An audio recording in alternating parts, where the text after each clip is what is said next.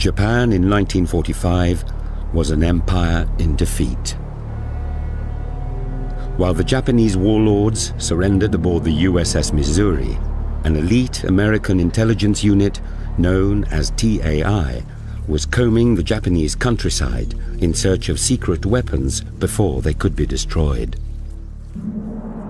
What TAI found, had it been ready on time, could have helped Japan snatch victory from the jaws of defeat. A secret air force of jet and rocket planes, aircraft at the cutting edge of technology, ready to fly out of hundreds of hidden airfields for what would have been the decisive battle of the Pacific. A massive strike against an invasion of Japan. This is the story of those Japanese X-planes, the aircraft that could have turned defeat into victory.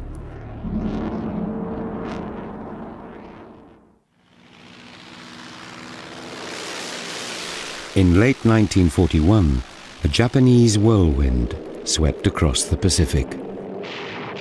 Allied fighters and bombers were obliterated from the sky. From Pearl Harbor to the Philippines, Allied planes were easily outclassed by superior Japanese aircraft. Shocked and bewildered, the Allies could hardly believe what they were witnessing. It was quite a surprise to the Allies at the opening phase of World War II. They were used to watching videos of what was going on in China, and there were the biplane bombers and fighters with fixed landing gear. Despite having received warnings from Colonel Claire Chennault in China that the Japanese had developed some very advanced aircraft, this seems to have been pigeonholed and totally overlooked. A crushing blow to Western pride. Allied intelligence agencies had completely underestimated Japan's ability to design modern warplanes. The Allies now found themselves facing a technically advanced air force, years in the making. The American reaction to the superiority of Japanese aircraft was to try and find out how they worked. But of course they had no intelligence gathering capability in Tokyo, in the home islands. So General MacArthur sends out a famous order. He says, go into the jungles, find the crashed Japanese airplanes, put them back together, make them fly, see how they work. And that's what they did. A secret hangar near Brisbane was designated to store the aircraft. It was called Hangar 7, and in charge was an Army captain from Nashville, Tennessee, Frank T. McCoy. I think he's one of the unsung heroes of World War II. He wasn't a flyer, he wasn't one of the generals, but in terms of saving Allied lives, his work in intelligence gathering about Japanese aircraft is one of the most important jobs of World War II. McCoy's outfit was named Technical Air Intelligence. From its small beginnings in Hangar 7, it would grow to be one of the biggest Allied intelligence organizations, with units spread across every arena of the war. It was really a grassroots thing and started from ground zero and developed into a major operation. From the jungles of New Guinea, parts of wrecked Japanese planes were ferried back to Hangar 7. Parts from different downed planes were frequently and painstakingly pieced together to try and reproduce a machine whose performance could be evaluated. For McCoy and his team, the task was particularly daunting. Very little was known about the names and designations applied by the Japanese to their aircraft. Pilots encountering airplanes in the air would report there were 6 Mitsubishis from 11 o'clock high, or there were Nakajimas coming from the south and all, and these really meant nothing to the people on the ground or the other pilots as to what kind of an airplane they were talking about. Is it a bomber, fighter, or a seaplane? Frank McCoy and one of his junior officers, Francis Williams, came up with a brilliant scheme for getting around the fact that the Japanese own names for planes were very complicated. They decided with a brainwave just to call Japanese fighters by Western boys' names and the bombers and the transports by girls' names. The people who named these airplanes officially said that there was no connotation to any person, place, or thing. But that's not always true. Take, for instance, the Betty bomber. I found out in doing some research on this that it happened to be a friend of one of the sergeants who was involved in the intelligence section of naming airplanes. There was a nurse in Pennsylvania that he knew of as Betty. And since the Betty bomber had large blisters on the side, it called to mind the physique of this young nurse in Pennsylvania and consequently named the airplane Betty. But in 1942, as the Allies were pushed back across the Pacific by the victorious Japanese forces, finding downed Japanese planes was not easy. The big problem became how long would it take? As the United States learned that the Japanese were willing to fight to the last man, that they did not surrender, that to take an island, we literally had to kill every Japanese on it. Technical Air Intelligence, TAI, began training crash intelligence officers to go into the jungle in the thick of combat to gather any scrap of information and equipment from downed enemy planes. It was one of the most dangerous intelligence missions of the war. Despite this effort, the Allies still lacked reliable information on what these planes were and how they worked. But in mid-1942, Technical Air Intelligence had a stroke of luck. In July, a lone PBY reconnaissance flying boat was on patrol over the Aleutian Islands. Suddenly, through the damp air, the observer spotted a downed plane, and it was not American. The best piece of intelligence the Allies could have is an actual aircraft of the type that we were fighting against. One did go down in the Aleutians when the Japanese were working on the southern tip of that island chain. It was a plane that until then had been known in name only, the Zero. The Zero pilot actually was a new officer, very inexperienced. When he tried to land, he flipped the plane over on its back and broke his neck. So you had a nice, shiny new Zero, relatively undamaged with a dead pilot, and the Allies knew where that plane was. TAI was back in business. The aircraft was quickly recovered, rigorously examined, and put into flying condition. In the autumn of 1942, it made its first flight in Allied hands. The discovery of the Zero in the Aleutians allowed Technical Air Intelligence to reveal its secrets in combat. It showed the weaknesses of the Zero. In particular, the Zero lacked self-sealing fuel tanks, so if you could hit it, you could blow it apart. This information allowed those forces to develop the appropriate tactics to use against the Japanese aircraft, allowing the Allied aircraft to use their best attributes and preventing the Japanese being able to employ the best attributes of their aircraft. For the first time, TAI had a clear idea of the extent of Japanese technology.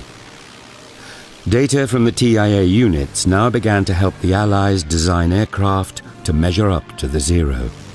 The result was the Grumman Hellcat, and it would eventually down no fewer than 4,947 of the 6,477 enemy planes destroyed by US carrier pilots.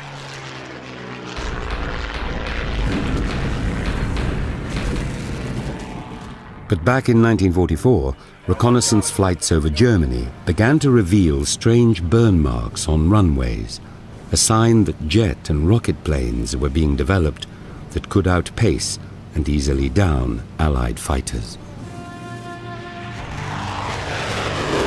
For Allied command, the discovery was disturbing. Did Japan now possess jet fighter technology? US reconnaissance planes were dispatched to prowl the Japanese mainland to try to find out.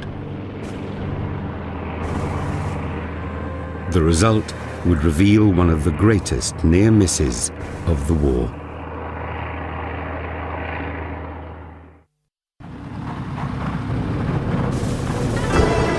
Just 2 years after discovering Japanese air technology was much more advanced than originally thought, Technical Air Intelligence faced another, even more disturbing revelation.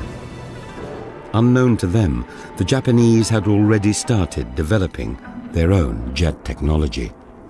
It wasn't until World War II ended in Japan that the Allies knew that Japan was really ready to put a jet fighter into the air. This came as a great surprise. The world's first jet fighter aircraft, the German Heinkel 280, flew in 1941, just a few months before Pearl Harbor. But it was the Japanese who were most enthusiastic about the new jet technology. For them, jet fighters were the key to defending the home islands against the big new American bomber, the B-29. But Japan needed help, and in 1944 it got it from Nazi Germany. Germany was very influential for Japan as to the technology and the direction to go with jet-powered aircraft. Naturally, there would be Japanese figures in Germany working with the government, and in 1944 they made an agreement that Germany would share their technology with Japan. And among those, they found out that Germany had developed jet aircraft, namely the Messerschmitt 262. The new jet Messerschmitt Me 262 was 150 miles an hour faster than anything else that flew. Armed with 4 30mm cannon and with a maximum speed of 540 miles per hour, it could operate at an altitude of 37,500 feet, high enough to challenge the B-29. Representatives of Japan in Berlin were able to acquire drawings, actual examples of the jet engine technology that had already been developed in Germany. They acquired the material and made preparations to bring it to Japan for the purpose of their own experimentation. In the early summer of 1944, just a few weeks before the first B-29 raids on Japan from bases in western China, 2 Japanese submarines, the Satsuki and the Matsu, slipped out from Kiel, Germany, and began the long and dangerous journey back to Japan. But the Japanese codes had been broken, and news of the journey was immediately passed to Technical Air Intelligence, who quickly realized the subs were carrying the plans to build the Me 262 jet. Allied planes and ships scoured the seas for the Satsuki and the Matsu. The Satsuki, with its precious cargo, was tracked down and sunk with all hands. But the Matsu escaped, and in July 1944 arrived in Singapore. The failure of the Allies to sink the Matsu was potentially one of the most dangerous intelligence disasters of World War II. Clearly, when the Japanese obtained examples of jet aircraft and engines from the Germans, or plans relating to these, their first source was to put these into production as quickly as possible in order that they could develop their own jet technology.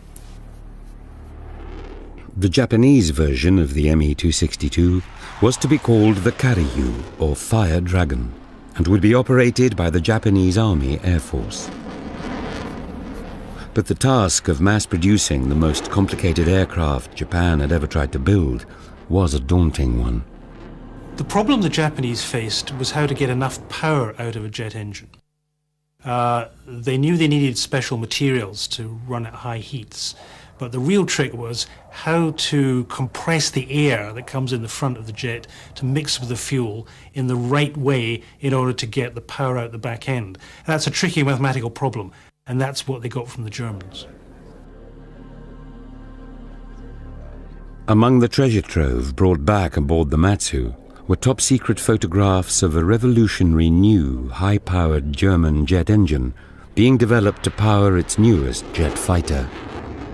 The German aircraft manufacturer Heinkel had designed the HE-162 Volksjäger or People's Fighter as an aircraft which could be mass-produced very rapidly. From photographs and drawings, Japanese designers managed to produce their own workable engine, which they called the NE-20. The fact that the Japanese engineers were able to take a few sketches and a few photographs of a jet engine and build their own version is a tribute, in fact, to their genius. They weren't simply copying, they had to know an awful lot, they had to be really creative. And it just shows, even at that stage, how advanced the Japanese aviation industry was. The Imperial Navy planned to use this new engine in yet another Japanese version of the German Me-262. It was called the Kika, Mandarin Orange Blossom. Its first operational flight was over Tokyo Bay on the 7th of August 1945, just 8 days before the end of the war. Even though the jet engine was smaller and put out less thrust than the German counterpart, so was the Kika. It was more lightly built and a smaller airplane. So when putting the two together, it was assumed that the Kika could have been developed into a fighter or a bomber, very much like that of performance of the Messerschmitt 262. It would have been a major surprise to Allied fighters. But jets were not the only secret aircraft Japan was working on. Designers were working on planes light years ahead of their time and the world's first combat helicopter.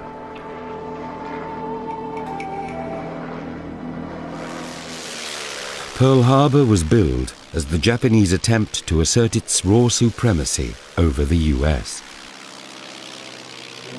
But in reality, the Japanese accomplished a number of strategic goals in the attack. Japan's success depended on its ability to establish and maintain a lifeline to a vital resource, oil. It attacked Pearl Harbor, in part to hold the US Navy at bay, while it seized the huge oil resources of Dutch Indonesia. Oil was absolutely central to the Japanese Pacific strategy. It was the American embargo on oil which had been the cause, effectively, of the outbreak of war in 1941, and it was totally critical to the whole Japanese war effort. To prevent the Dutch from setting fire to the oil fields, the Japanese captured them in a daring assault by an elite corps of parachute troops whose officers had been trained in Nazi Germany. The coup brought the Japanese to the shores of Australia, giving them control over most of the Pacific. US forces immediately formed a plan to counterattack. Unrestricted submarine warfare would cut Japan off from its captured oil resources before the big formations of B-29s delivered the final devastating blow. The American submarine campaign effectively blockaded the Japanese home islands, starved them of food, starved them of raw materials, most of all starved them of oil. As America fought back across the Pacific, its submarines swept the seas clear of Japanese merchant ships. When the home islands began to run out of fuel, Japanese designers began to plan ways of outwitting the US submariners. The result was one of the most advanced designs in Second World War aircraft technology.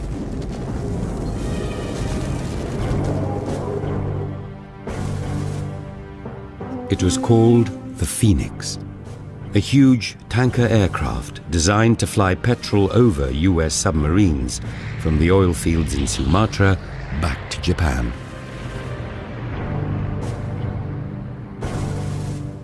The Phoenix project shows how desperate the Japanese were to keep their oil pipeline open.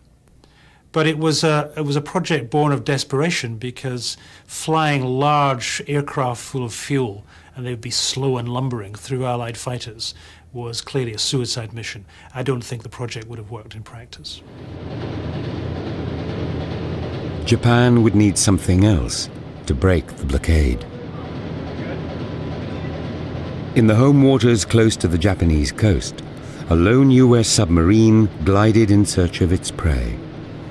A slow-moving oil tanker, bringing its precious cargo back to power Japanese factories and fighter planes.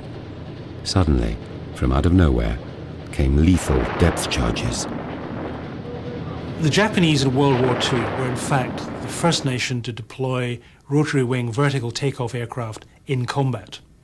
They used them for two purposes, for artillery spotting and also, dramatically, for anti-submarine warfare.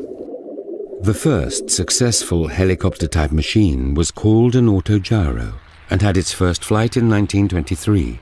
Dubbed the flying windmill by the press, the autogyro looked like an aeroplane but flew like a helicopter.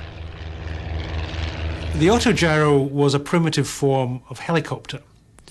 It was a way stage on the way to the helicopter that we know today. The Japanese were always quick to pick up on anything new, and in the early 1930s, the autogyro was that new thing. They purchased 2 Kellett autogyros from the United States, brought them to Japan, and evaluated what its performance capabilities could be, what use could they do with the autogyro. And of course, the military picked up on it pretty quick, understanding that this would make a good aerial observation airplane because of its slow speed and able to land into small places. Shortly after delivery, the Japanese autogyros were destroyed in test flights. But the Army delivered the wreckage to the Kayaba Engineering Company with orders to develop a better machine. When the Japanese Kayaba Company rebuilt the Kellett autogyro, they did one brilliant thing. They realized that its limitations as a war machine was the underpowered engine. So they put into it a more powerful German engine, and suddenly they had a weapon of war. Having seen the military application of the autogyro, the Army ordered production of these airplanes and acquired up to 98 of them. They used them for artillery spotting. The first Japanese autogyro, KA-1, flew 6 months before Pearl Harbor. Despite its widespread use in the Philippines, its existence went completely undetected by technical air intelligence, so the machine was never even given an Allied code name. But as the tide of war turned against Japan, the Japanese Army would find another mission for the KA-1. Strange as it may seem, the Japanese Army operated its own aircraft carriers as well as the Japanese Navy. Often during World War II, the two branches of the Japanese military couldn't get on and would duplicate each other's activities because they simply found it very difficult to cooperate. The Japanese Army converted a number of transport ships into light aircraft carriers by fitting a small flight deck over the superstructure. As defeat loomed, these carriers were transferred to anti-submarine operations in the hope of protecting the delivery of vital supplies of oil. In April 1944, the transport carrier Akitsu Maru was loaded with KA-1s armed with depth charges. For the autogyro, it didn't have too much weightlifting capability, but by eliminating the front seat observer and putting a bomb shackle under that position, they were able to carry a 60 kilogram depth charge. And it might be noted that this is the only operational use of the autogyro that was used in World War II. But before the KA-1s could go into action, another fate was in store for the Akitsu Maru. The aircraft carrier transport was dispatched on a special mission, carrying relief supplies to isolated Japanese bases. On the 15th of November 1944, the US submarine Queenfish sighted the Akitsu Maru. Silently, the Queenfish stalked its unsuspecting prey.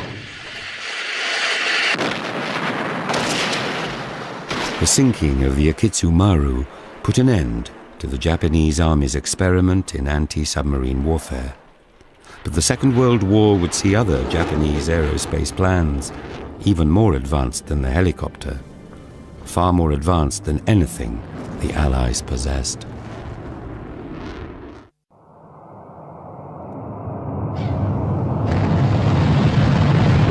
On the 24th of January 1990, a rocket was sent to the moon.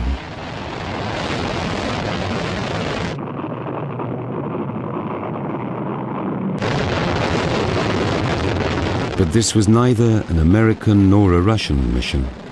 A third nation was now exploring deep space: Japan. The roots of its technology lay in the Second World War, with one of Japan's most famous aircraft designers, Hideo Itokawa. Hideo Itokawa is famous in Japanese aviation circles for being famous. By that I mean he was the first person to step out of the traditional Japanese team structure where everyone was faceless and claim his priority as a great aviation designer. And to this day, many Japanese aviation engineers hate him for that. 1939, and Europe was at war. In the Far East, the pilots of the Japanese Army Air Force were testing a radical new fighter plane, the Nakajima Ki-43, Allied codename Oscar. While the Japanese Navy had the famous Zero fighter, the Army had their famous fighter too, which turned out to be the Oscar. It was an airplane to tangle with, and in fact, so much that when Allied fighter pilots would meet the Oscar, it was not uncommon for them to call it so many zeros at 12 o'clock high. Unlike previous Army fighter planes, the Oscar had a retractable undercarriage. Japanese Army pilots were used to lightness and maneuverability in their planes. They thought the retractable undercarriage made the plane too heavy. But Hideo Itokawa, in charge of the Oscar's aerodynamics, had designed something that would make the Oscar a fighting legend. Nakajima designed into two of their major fighters a device called the butterfly flap, namely because that's what it looked like, a butterfly wing. This was a flap that not only was a landing flap and operated the same way, but it could be extended in flight when engaged in combat to add to the turning radius of the airplane. In the battles to come, Hideo Itokawa's efforts paid off. The Oscar would prove to be one of the most formidable fighters of the Second World War. As the war progressed, the Oscar was found to have a drawback. It didn't have the rate of climb, the performance of engine to climb up to catch high-flying US bombers like the B-29. So they needed a different kind of fighter. That different kind of fighter was already being developed in Nazi Germany. It was called the Messerschmitt Me-163 Comet and was powered by a liquid-fueled rocket motor. Discarding its undercarriage on takeoff for maximum aerodynamic efficiency, the Comet could climb to 30,000 feet in 2.5 minutes.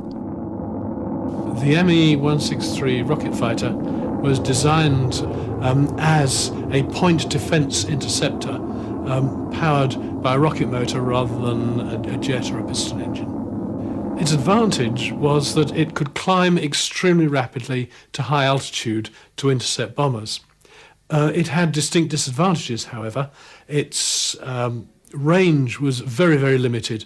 Effectively, the rocket fuel was used up in the initial climb. Only one attack could then be made, and the aircraft had to return without power to land.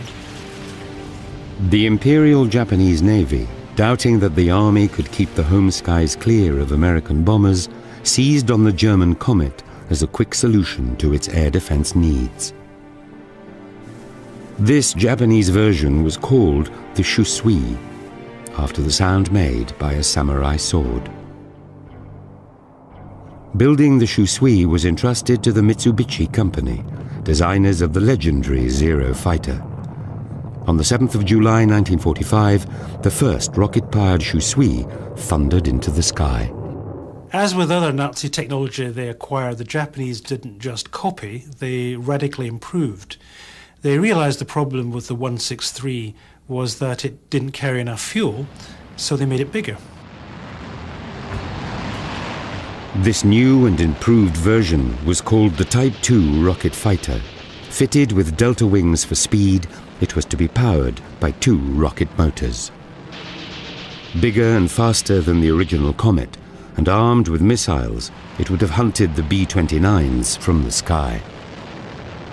The Navy also developed a manned rocket bomb for kamikaze attacks. The use of the Baka bomb, the Fool, or as the Japanese called it, the Oka, was essentially as a long-range attack against the American fleet. In defense of the home islands, it having to be carried into combat by a Betty bomber would have been suicidal for the bomber crew itself. Essentially, the bombers would have been shot down before the Baka ever got within range to go on against the fleet. As a result, the Japanese Navy drew up plans for a jet bomber to replace the Betty. It was called the R2Y, or in the translation of the Japanese name is Beautiful Cloud. But the R2Y was never given one of the Allied identification names by Technical Air Intelligence because they simply didn't know it was there. The first prototype of the R2Y was finished in April 1945. As its twin-jet engines weren't yet ready, it flew fitted with an ordinary propeller engine. The final jet version would have had 2 engines slung under the wings, making it capable of approaching 500 miles per hour at 30,000 feet. Impossible for any US fighter to intercept. You have to remember that Technical Air Intelligence knew nothing about the new generation of Japanese jet aircraft like the R2Y. Essentially, they were making the same mistake as 1941.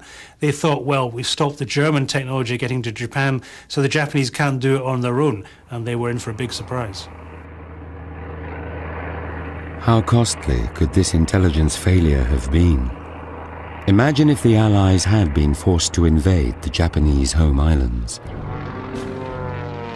It is the spring of 1946. A US and British invasion fleet approaches the shores of the Japanese home islands. Corsairs of the US Navy fly patrol overhead. Suddenly, a Japanese supercarrier launches a strike of jet aircraft against the fleet. The Japanese aircraft flying in from the home islands would have benefited from the ground clutter of the home islands. The American radar would not have been able to pick them up. They would have essentially been seen the first time when that lookout with his binoculars saw them flying in. And that would have had devastating results on the American fleet. Flying too fast for US fighters or anti-aircraft gunners, the R2Ys would streak home, dropping torpedoes or firing air-to-surface guided missiles. Allied carriers would be reduced to floating hulks. Waves of Kika attack planes and R2Y bombers would fly out from their mountain caves to strike at the troop ships. The planes would have come in with very short flight times and would have hit the most vulnerable ships first: the troop transports, the hospital ships, the ammunition ships.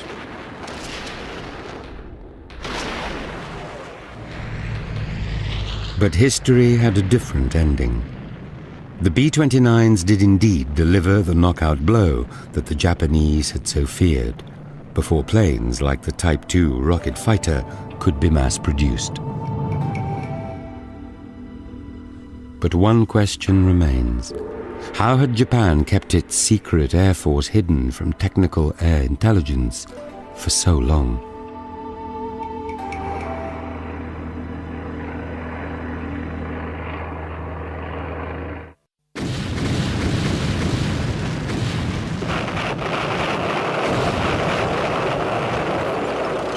On the 9th of August 1945, Just days after the atom bomb fell on Hiroshima, Russia declared war on Japan. The Soviet Secret Service immediately began to scour Manchuria for evidence of advanced Japanese aircraft technology. Not far behind was the United States. At the end of the war with Japan, technical air intelligence units rushed to Tokyo, desperate to find out the state of Japanese aviation technology. In particular, they were worried that a lot of the prizes of Japanese invention would fall to the Russians, who had just invaded Manchuria. But the prize was not in Manchuria. Just 6 months earlier, the Japanese High Command had ordered its aircraft manufacturing plants to build out of reach of United States bombing. Japan's mountainous terrain was the perfect place to hide. Abandoned mine workings and railway tunnels were turned into factories. New tunnels were dug deep into volcanic hillsides by Japan's army of miners. Technical air intelligence discovered over 100 underground Japanese aircraft factories buried deep under the mountains. They would have been safe even from nuclear attack. The Japanese military had calculated that even if they could no longer win the war outright, then they could make capturing the imperial heartland a costly venture for the Americans. The implications were enormous. Safely hidden in their bomb-proof caves, the new rocket and jet planes might have provided the means if they'd been ready. They found a secret Nakajima factory with a production line for the Kika jet fighter, over 25 aircraft, well into final stages of assembly. And they found a separate production line for the R-2Y bomber. Technical air intelligence had been outwitted by the Japanese one last time. TAI personnel found over 12,000 combat planes hidden in Japan's underground factories and airfields. A secret air force completely undetected by Allied High Command. Many of the most advanced of these aircraft were brought back to America and their secrets incorporated into post-war US jet and rocket technology. Back in Japan, engineers like Hideo Itokawa, the man who helped design the Oscar fighter, were out of a job. By terms of the surrender, when the war ended, all aviation activities in Japan were immediately suspended. That meant a lot of people out of work, including many very good engineers and designers. After the war, Itokawa turned to medical engineering. In fact, he was the first man to develop an artificial heart in Japan. But he was soon to be called back to the aviation industry. In 1951, North Korea invaded the South. A year later, America signed a formal peace with its new ally, Japan. Former aeronautical engineers in Japan rushed back into jet plane research.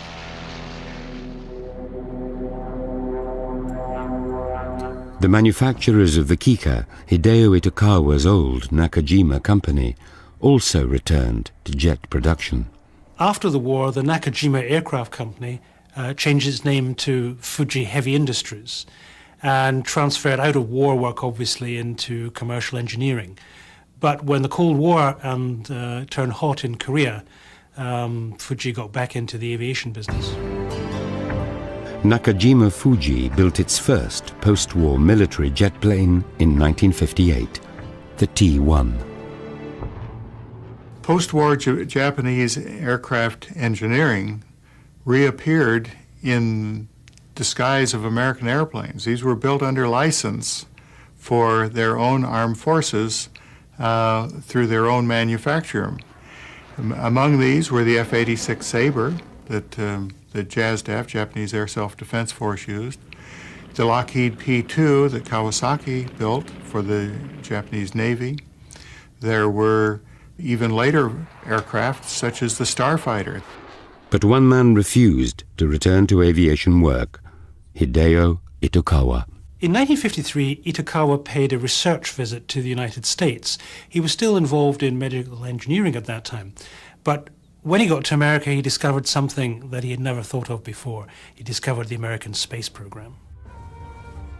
Returning home, Itokawa relaunched the Japanese rocket program, this time for peaceful purposes.